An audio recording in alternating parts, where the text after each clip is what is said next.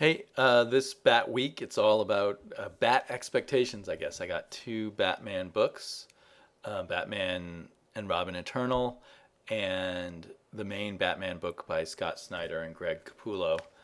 Um, yeah, so I had different expectations for each of these, and it turned out well in one case and not so well in the other. Uh, I really, really enjoyed Batman and Robin Eternal issue number two. Perhaps if there's too many issues I like, then my expectations will go up too high, and then I'll be disappointed. But my expectations have been damped down just because my previous experience with Batman Eternal was just so much of a roller coaster ride in terms of individual issues and whether I liked them and whether I felt the whole story really made sense and held together. Um, but given all of that, my perception was that this was a fantastic issue. I was just just having tons of fun and enjoying every moment of it. And I think it started out partially because I just really enjoyed the art. This art works for whatever reason works better for me than the Tony Daniels style art. Even though it's probably not that far off, it's still kind of the what you might call the standard DC hero superhero kind of artwork. But it just really clicked really well for me. Paul Pelletier, the penciler, also great colors and everything. This time by Rain Barredo. So, and it was only when I saw other people's videos who mentioned that not a huge amount happens in this issue that I thought, yeah, maybe you're right. Maybe not that much happened. But for me, it was all on target, and it didn't. As I read it, it didn't feel stretched out.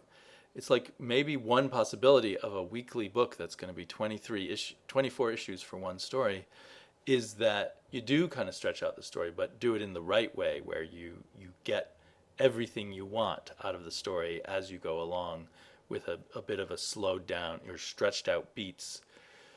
But it doesn't feel decompressed in terms of the writing, like there's plenty of dialogue and plenty of moments within this short span of time. There's plenty of little moments for all the characters, so that it feels like a lot happened. So I think that might be a great way to tell a 24 issue story. Um, Now, whether they're really going to stay focused on this one story or whether they're going to sort of branch out with all these different tentacles the way they did in Batman Eternal, we don't know. I don't know. I kind of hope not. Now that I have this theory of this sort of extended single story, that's what I'm hoping it will be. This issue was basically a fight scene, a flashback to one of Robin's experiences with Batman, Dick Grayson as Robin's experience as Batman, and then kind of a conversation while doing triage on a wounded partner, and that was it. And I thought that was very good. I even liked the fact that they were trying to staunch someone's wounds and do sort of field medic work while they were having a conversation, and it made it. That must, in reality, that must happen a lot in reality with superheroes. People are injured and they have to stop what they're doing and deal with the injuries before they can run off and have the next fight. So I really liked the way it brought together various Robins and other sidekick-like characters and kind of wove a little net of the action of the different characters getting involved, like when Harper Row gets back up and is shooting, and she's using her electric gun to get the orphan in the background. I like the characterization of the orphan we've seen, and I really liked the flashback that Dick Grayson had to one of his early cases with Batman that involved that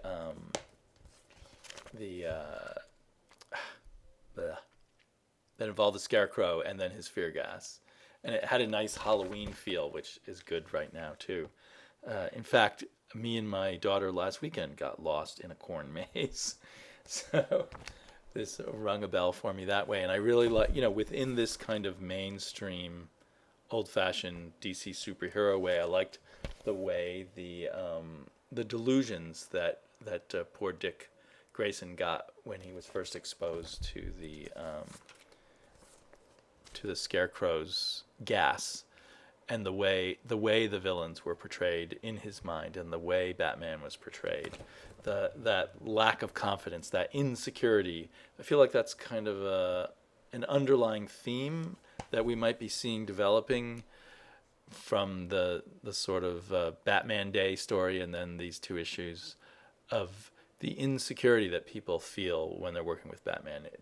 He's amazing, and they want to be like him, but they are always insecure. Is he lying to them, or does he think well enough of them? What does he think of them?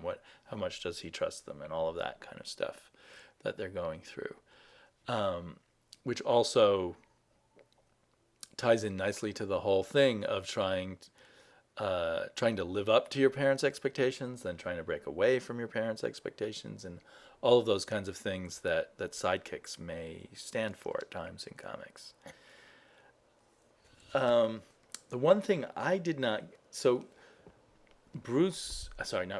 Dick smells a whiff of fear gas and then has this flashback, and it seems like they've dropped that idea. If is the Scarecrow nearby? He's smelling fear gas. Doesn't he want to investigate and figure out what that is?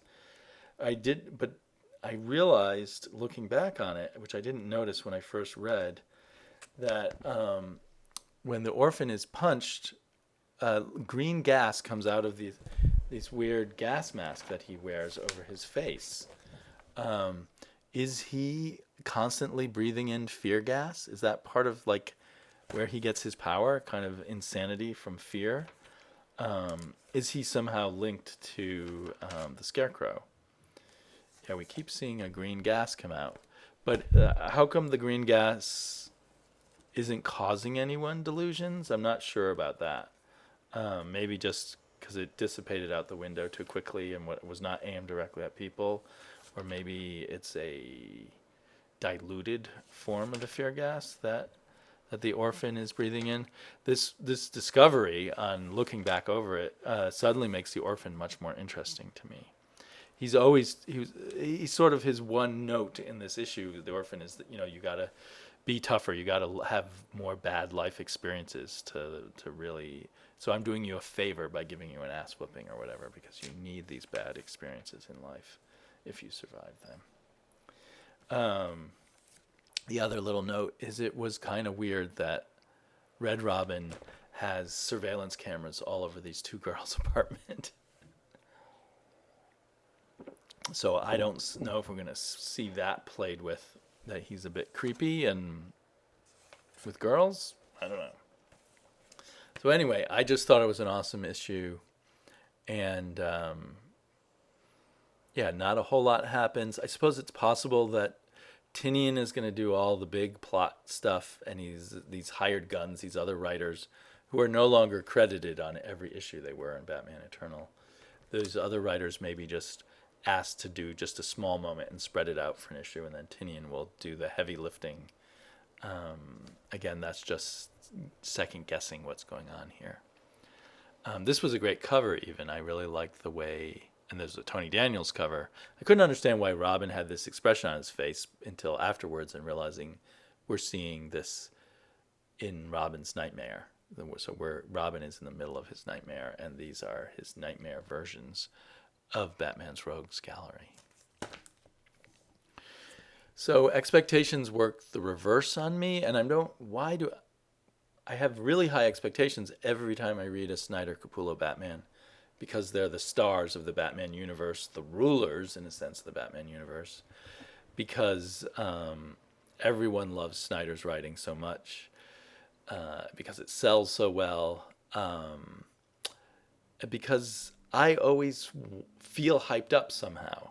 I don't know what it is, but there's something about the way Snyder often writes that makes me feel like something big is coming up.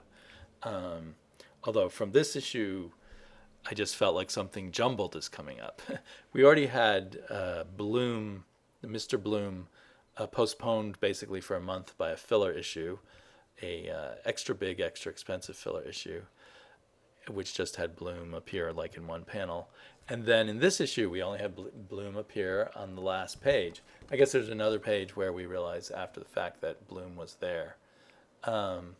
So maybe next issue we'll get some cool Mr. Bloom stuff. I mean, at this point, Mr. Bloom seems to be the most interesting thing, but we haven't got very much of him. Most interesting thing here. The other second most interesting thing is what's going on with Bruce Wayne and his kind of wiped out brain. But the stuff that Bruce Wayne did here felt to me very out of focus.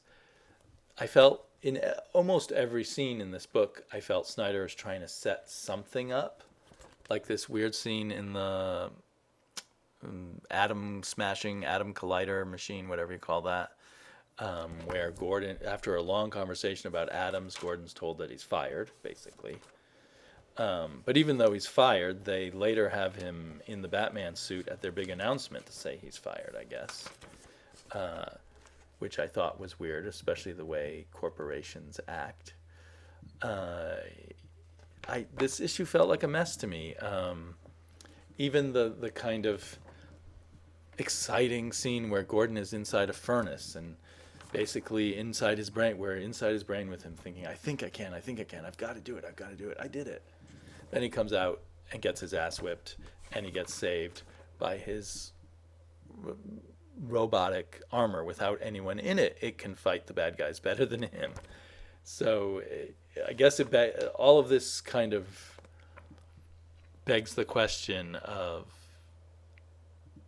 was Gordon ever really that important to the robot armor? I guess he's going to prove that he was. And I guess I'm guessing now that something to do with Bruce Wayne's experiences trying to help out kids in the Narrows will lead him to feel he has to sacrifice his own happiness and restore his brain to the point where he is Batman again. He's got to first find out that he was Batman to make that kind of sacrifice. So I could be wrong. He seems a long way off from finding that out. But I think even without my high expectations, I would have found this a disappointing issue. I think often for me, Capullo is carrying Snyder. So we'll see when Capullo leaves. I'm also curious to see if Capullo really will come back, because they've said what issue he's leaving on, I think issue 51, but they haven't said what issue he's coming back on. And I believe I saw him in a video saying that his contract was up at that point. So I assume he's going to go work with Mark Millar. I mean, I know he's going to work with Mark Millar, but after Mark Millar, that's when he will renegotiate a contract with DC, or perhaps not getting a good, it's all a matter of whether DC will pony up enough, maybe. So there's lots of good artists out there. Like, there's hints that Sean Murphy might be doing something with Batman, and that would be really cool. But yeah, I don't think Snyder's a bad writer, but I'm frustrated a lot with him, and particularly this storyline. So I'll be back next week to spoil some more Batman books. Really loving the conversation, particularly about Batman and Robin, Eternal, and I might even drag Wednesday Serial onto a live version of this video next week. We'll see if we can pull that off. Talk to y'all later. Bye-bye.